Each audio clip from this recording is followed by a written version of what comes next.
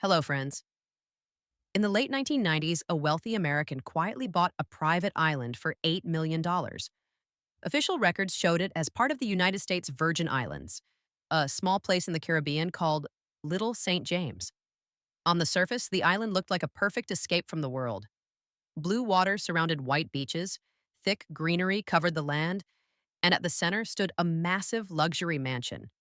Around it were guest houses, swimming pools, a gym, and a private helipad.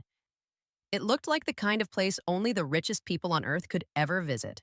But this beautiful island was hiding something terrifying. Behind the palm trees and luxury villas was a reality so dark that locals from nearby islands whispered about it in fear. They gave it a disturbing name: the Pedophile Island. Teenage girls, many of them underage, were brought here through trafficking networks and abused repeatedly. Once they arrived, escape was nearly impossible. The ocean surrounded them from every direction. One young girl even tried to swim away to freedom. She failed. She was caught and her passport was taken, ensuring she could never leave. What shocked the world later was not only what happened on the island, but who came there. Some of the most powerful people on the planet visited this place: billionaires, politicians, celebrities, and famous intellectuals flew in on private jets. British Prince Andrew, Stephen Hawking, Chris Tucker, and many others were connected to the island. Secret parties were held, far away from the public eye, protected by money and influence. All of this leads to one crucial question: who owned this island? The owner was Jeffrey Epstein. Jeffrey Epstein did not begin as a powerful figure. Early in his life, he worked as a mathematics teacher in Brooklyn. But at some point, his life changed dramatically. He entered elite financial circles and began advising extremely wealthy individuals. Over time, he built a fortune worth hundreds of millions of dollars. More importantly, he built relationships with powerful people. Bill Clinton, Donald Trump, and former Israeli Prime Minister Ehud Barak were all part of his network. Epstein was no longer just rich, he was connected. For years, everything around Epstein stayed hidden. That silence finally broke in 2005. A single complaint filed by a 14-year-old girl opened the door to one of the biggest scandals in American history. The girl told police she had been taken to a rich man's house by a classmate. She was promised easy money for giving a massage. When she arrived, Jeffrey Epstein greeted her wearing only a towel. What followed was sexual assault. As police investigated, they uncovered something horrifying. Each victim led to more victims. One girl named two others. Those girls named more. The list kept growing. Every time police thought they were close to the end, new names appeared. Within months, dozens of victims were identified, and many more were still coming forward. This was not random abuse. It was organized.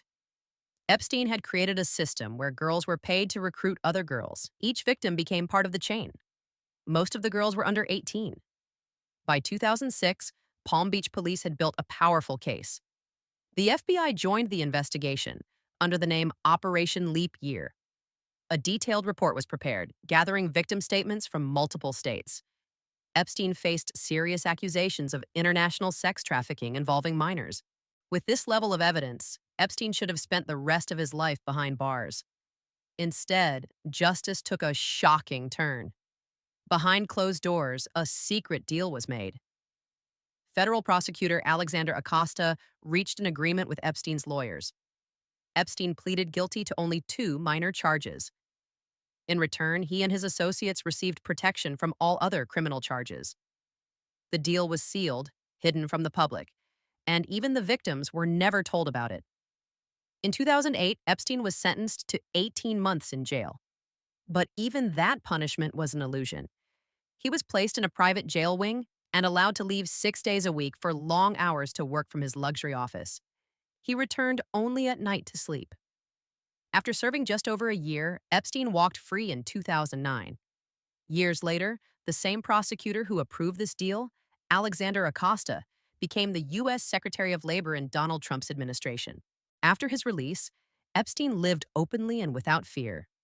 He traveled on private planes, hosted lavish parties, and continued to meet powerful people. It seemed as if the system had completely protected him.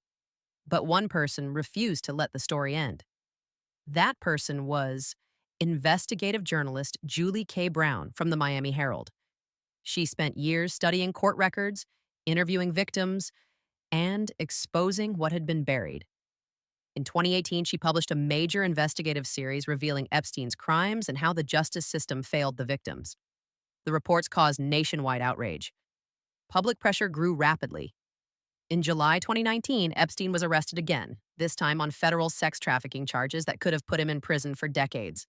But the story took another shocking turn. On August 10th, 2019, Jeffrey Epstein was found dead in his jail cell. Authorities said he committed suicide. Surveillance footage was released to support the claim.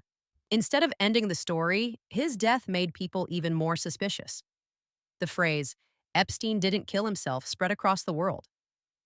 During the 2024 presidential campaign, Donald Trump promised to make all Epstein files public if elected. In January 2025, Trump returned to the White House. Supporters expected long-hidden truths to finally be revealed. Instead, months later, the Justice Department announced that there was no Epstein client list and no meaningful files would be released. Trump changed his tone and dismissed the issue as boring and politically motivated. This sudden reversal raised serious questions. Trump and Epstein had been close for decades. They attended parties together, stayed at each other's properties, and were photographed frequently. Former employees and victims later claimed Trump was present at events where abuse occurred. In late 2025, growing public pressure forced Congress to pass a bill demanding the release of Epstein-related documents. When the files were released, most were heavily blacked out. Names, dates, and entire sections were hidden. Yet even through the redactions, Donald Trump's name appeared repeatedly. Emails contradicted his public statements and suggested he had traveled on Epstein's private plane multiple times. Even now, more than 1 million documents remain unreleased.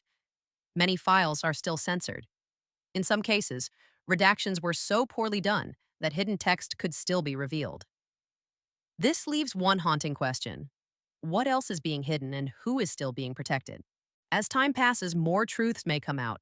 Presidents, prime ministers, billionaires, and royals may still be connected to this case. Jeffrey Epstein is gone, but the system that protected him remains. That's all for now, friends. If you want to join the AI Masterclass, this is the final opportunity. The link is in the description. And if you enjoyed this video, you can watch my similar deep dive on the Ambani brothers. Thank you for watching. Create the thumbnail on that topic, The Dark Secrets of Epstein Files, America's Biggest Scandal.